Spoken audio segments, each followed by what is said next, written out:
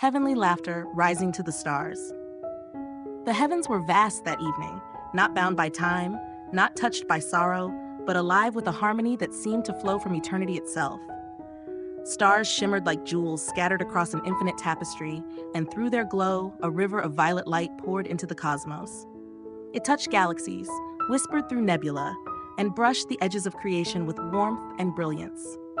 In the heart of that boundless expanse stood Jesus.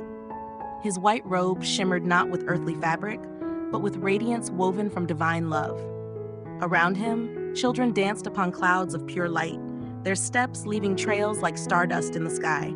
Each child's laughter rose higher and higher until it seemed to blend with the very hum of the universe. "Come closer," Jesus said with a smile, his voice like a soft chord that stirred the galaxies. The children gathered, their eyes bright, their hearts open, their souls drawn to the peace that radiated from him. They began to sing, not with practiced notes, not with rehearsed melodies, but with the simple, spontaneous joy of children who knew they were safe. Their voices rose like streams of silver weaving together, climbing toward the heavens. And as they sang, the angels themselves paused in their eternal worship to listen. The angels' choir, resplendent in golden light, joined their song. It was no longer just the laughter of children or the song of celestial beings. It became the sound of creation rejoicing. Every note was a pulse of joy. Every burst of laughter was a spark of eternity. Together, it was a hymn to the Father, a testimony that love reigns above all.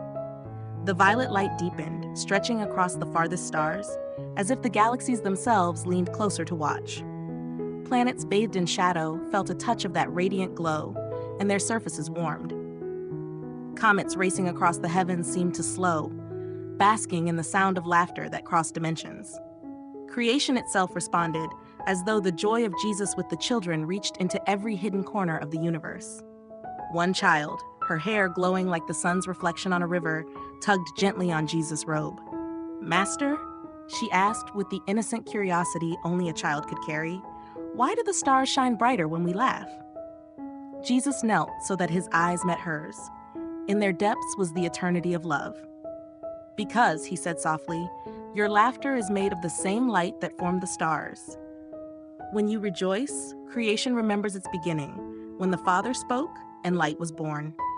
The child's eyes widened in wonder, and she clapped her hands, bursting into another round of laughter that echoed through the heavens. At her sound, a nearby constellation shimmered brighter, as if bowing in response.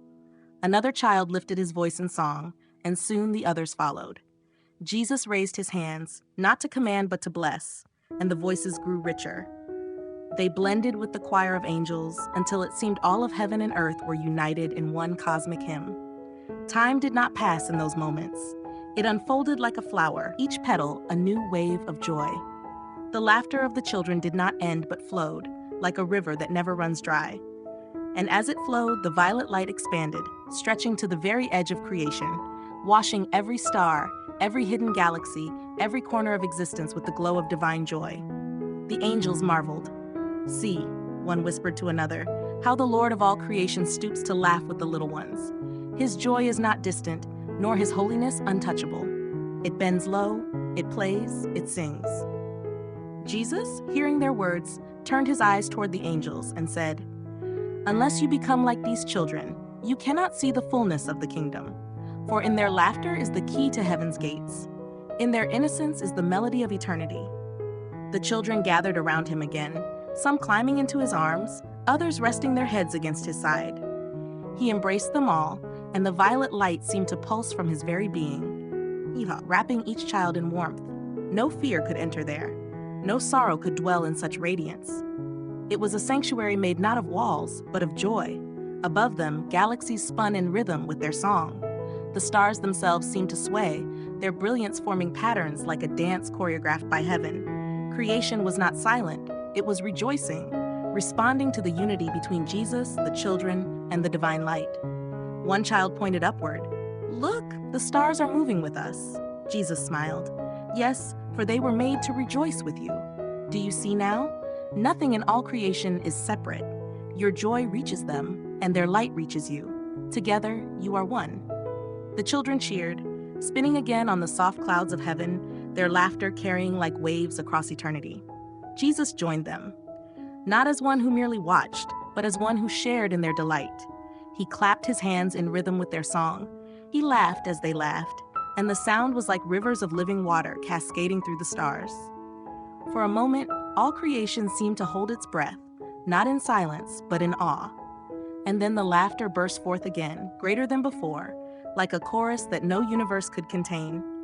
It spilled into the farthest reaches of time, echoing even into the hearts of those on earth who, in their prayers and tears, felt a sudden, unexplainable peace. The violet light became brighter still. It was no longer just a glow, but a great ocean of color, filling heaven and touching earth. Mountains felt its warmth, seas reflected its radiance, and even the smallest creatures in hidden valleys sensed its blessing. "Master," one child whispered, gazing at him in wonder, "will this joy ever end?"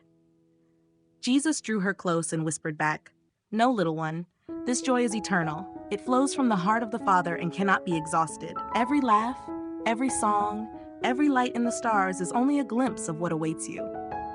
The child smiled, tears of joy shimmering in her eyes, and she pressed her face against his robe, safe in the embrace of infinite love. The angels raised their voices higher, the children laughed louder, and Jesus stood among them like the center of all light, all song, all laughter. His presence made the heavens complete, and his joy made the universe alive. The stars continued their dance. The galaxies swirled in harmony. And through it all, the laughter of children with Jesus rose higher and higher until it seemed to touch the very throne of the Father. And the Father, hearing the laughter, delighted in it, for it was the sound of creation fulfilling its purpose. So it was that laughter rose to the stars, not just laughter as the world knows it, but laughter sanctified by love, laughter that healed, laughter that carried eternity in every sound. It was not only the joy of children, nor only the joy of angels, but the joy of God himself, shared freely with all. And the violet light continued to stretch across the galaxies, binding together the divine and the created, the eternal and the innocent, in one everlasting song of joy.